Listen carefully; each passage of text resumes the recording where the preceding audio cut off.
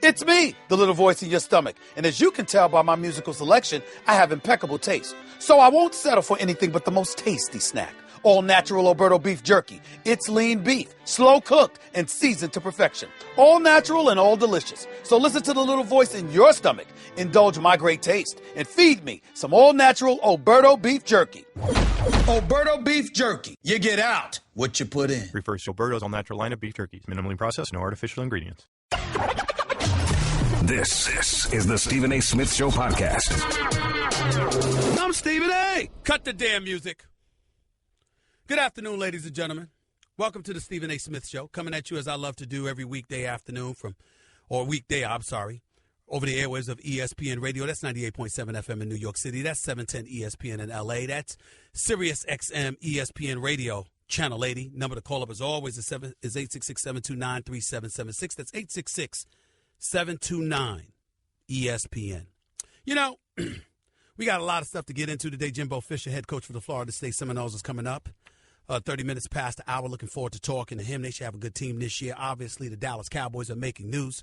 We'll definitely be talking about that. But the number one story percolating is still Kyrie Irving and LeBron James. You know, I'm going to say something here. I'm going to openly confess to you that what I'm about to say, it's personal. It's personal. One of the things that I pride myself in doing is that, you know, you're objective in pursuit of the facts. But once you acquire the facts and you disseminate it to the masses, you can be subjective in your opinion about those things. And you move forward from there. I want everybody to know that I have the greatest respect in the world for LeBron James. Not just because he's a champion. Not just because he's been to 7 consecutive NBA finals. Not just because he is the quintessential superstar of the modern day era and the closest thing to perfection as a superstar that I have ever seen. In terms of him being a role model, his philanthropy, his charitable donations, his leadership, and so on and so forth. But nobody's perfect. And sometimes LeBron James gets on my last nerves. And within the last couple of hours, he most certainly has. And I'll be the first to say to you, you better understand something. Ladies and gentlemen, it's not just applicable to me. It's applicable to the great Adrian Wojnarowski, Mark Stein, the Rick Bukers of the world, the David Aldridges of the world, the Mark Spears of the world, the Chris Broussards of the world, and so on and so forth. What I'm about to say is applicable to all of them. We never report everything we know. Contrary to what some of you out there would believe, we do exercise decorum and professionalism. And we do make a concerted effort to try to quell whatever biases may exist inside of us as human beings. But I got to tell y'all, there are some moments when a professional athlete literally tempts you to go nuclear on them. And I stand here before you today, right in that zone when it comes to LeBron James. Ladies and gentlemen, LeBron James sent out a tweet about me responding to Slam magazine, talking about not facts, people, boo, get another source. He's talking about me. He's talking about what I reported. And what I reported was that if LeBron James was in front of Kyrie Irving, I was told, quote, he would be tempted to whoop his ass. Excuse my language, it's Walt Disney Airwaves, but that's a quote. That's what was told to me. I did not speculate. I did not put that out there. It was told to me. Verbatim. In that manner. Tempted. Now, in defense of LeBron James, let's walk this back a little bit because people have gotten beside themselves. LeBron James has always exercised class. He's always exercised professionalism. He's a businessman, and rambunctious or contentious or irresponsible behavior doesn't ingratiate himself to the businesses that he represents. He's not going to hit Kyrie. He's not going to get into a fight with Kyrie. It wasn't meant to be taken literally. It was meant to highlight his level of frustration with what he perceives to be something that Kyrie Irving is doing in his eyes, which is to say he believes that Kyrie Irving, who is a big-time talent and, as far as I'm concerned, a superstar in his own right, who is a champion, wants to leave, and that should have been that, rather than Kyrie Irving trying to make his departure about LeBron James because it makes LeBron James look bad, and LeBron James feels betrayed. Ladies and gentlemen, I'm not speculating. That is what was told to me by confidants LeBron James spits out there. See, my name's not some of the people that LeBron James sits down and interviews with. I won't mention any names because I'm not trying to cast any aspersions on them. They're my colleagues, and I respect the hell out of them. And more power to them if they could get LeBron James to sit down with him. I understand he don't want to sit down with me. Fine. I could care less. But let's be clear. LeBron James likes comfort. And let's just say I don't make him too comfortable. Why? Because my ultimate issue is fairness. See, we could take sides all we want to about what's Kyrie doing and is he wise to do this, that, or the other. People need to understand something here. Kyrie Irving is not some dude who does not care about winning. Kyrie Irving is not some dude who believes he's going to lose if he doesn't have LeBron. Kyrie Irving believes he's a franchise caliber player who will win whether he has LeBron or not. And he believes he has elevated and graduated his game to such a degree that it is more than apropos for him to look for greener pastures beyond Cleveland. He believes he's worthy of being the face of a franchise. One of his mentors is Kobe. And we knew how interested Kobe was in being somebody's sidekick or perceived as somebody's little brother. That's Kyrie Irving. And also Kyrie Irving,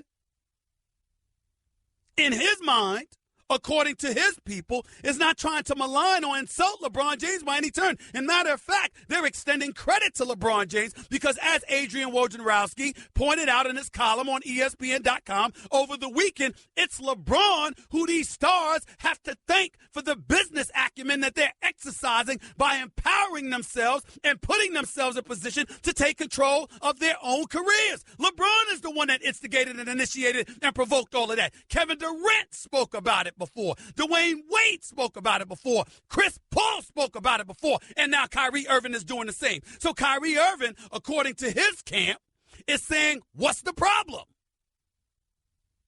LeBron, on the other hand, is saying, excuse me, this narrative that's out there painting me in a bad light just because you want your own franchise is unfair to me, your brother and your teammate who's always been there for you. There's two separate sides. What did I say that was fake? What did I say that was fake news? And even if that were the case, why is it that LeBron James always has this penchant to say something like that about me? Was I wrong when I broke the story that he was going to South Beach? Was I wrong when I talked about how I'm hearing he's going back to Cleveland? I just refuse to believe it because who the hell would want to leave South Beach? But I am hearing he's going back to Cleveland. What if I got into the real story about what happened with LeBron James against Boston the year before or that spring when he finally decided to leave Cleveland and take his talents to South Beach? But we don't want to get into that.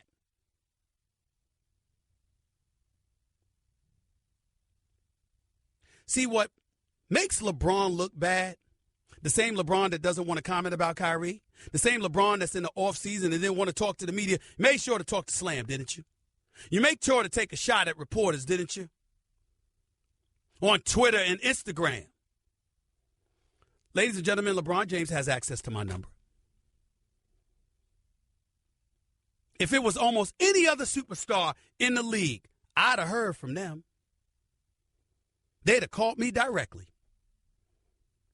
I'm not bragging, but I got it like that.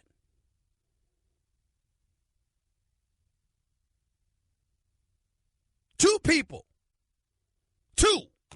are different. LeBron James and a couple of years ago, KD. Let's get to LeBron James. For any negative quote that y'all want to point out about me, about LeBron James, I could point out 99 quotes that have come out of my mouth that have been nothing but positive about this man. About him, his family. He is a man. He is a player. He is a leader. He is a winner, etc. If LeBron James had a problem, it's because, ladies and gentlemen, he still hasn't gotten over me calling him out about Dallas. When he had 8 points in an NBA Finals game being guarded by the likes of Jason Terry and J.J. Barea and didn't want to shoot the ball. That's his problem. Kevin Durant's problem with me. Oh, what did I do? What is this crime that I committed? You know what it was, ladies and gentlemen? 2 years ago, I said KD's thinking about leaving OKC. He was out there filming a commercial in L.A., and I'm hearing, whether it's L.A. or someplace else, things might not work out in OKC. He's thinking about leaving. Not only did he say I was wrong, he said I don't talk to Stephen A. My family don't talk to Stephen A. My friends don't talk to Stephen A. Mama's on the show. Brother coming up to tour at ESPN. He chilling out with me months earlier at 40-40, but he never talked to me.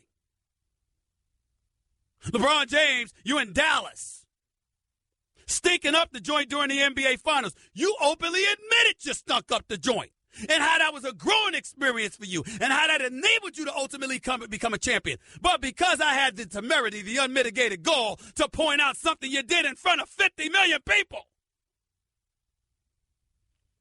you all caught up in your feelings. And this is the same LeBron James that wants us to believe that his feelings really are of no consequence with this whole Kyrie Irving situation. Stephen A. points out what you did in front of 50 to 100 million people by stinking up the joint in your NBA Finals series against Dallas. You ain't get over that. But Kyrie Irving saying he don't want to play with the Cavaliers anymore. And this narrative about you not being happy about that suddenly is fake news. This is after people close to you, who you sign on to speak on your behalf, reach out to yours truly. And now it's fake news. Really, LeBron? Really? Y'all go ahead and talk to LeBron James all y'all want to. I'm going to watch this great, iconic athlete, one of the greatest we have ever seen, arguably the greatest athlete we have ever seen, who is a phenomenal player, father, husband, philanthropist, and man. I will continue to watch him to do his business. But I have nothing more to say in regards to this particular subject, but this and this only. What I quoted somebody as saying, I stand by. The facts that I've accumulated by speaking to over 30 different sources this weekend, I stand by. I'm not budging or inching back one bit. I said what I meant. I meant what I said. And if LeBron James wants to refute that, I welcome the opportunity for him to do so. I can't wait. Gives me more an excuse to go in even deeper. Kyrie Irving. Say what you want about him. The brother's a big-time ball player. He can ball. He's a champion. And the one thing that stood out with me about him is that he says, meaning his camp says, we had a private meeting. We promised Cleveland we wouldn't divulge a thing, and we never did. It came from somewhere. LeBron James' side emphatically denies that it came from them. Where's the fake news? Where is it? Don't hide behind 40 characters, LeBron. Speak. Rachel Nichols is on the way and waiting for you. So is Brian Windhorst.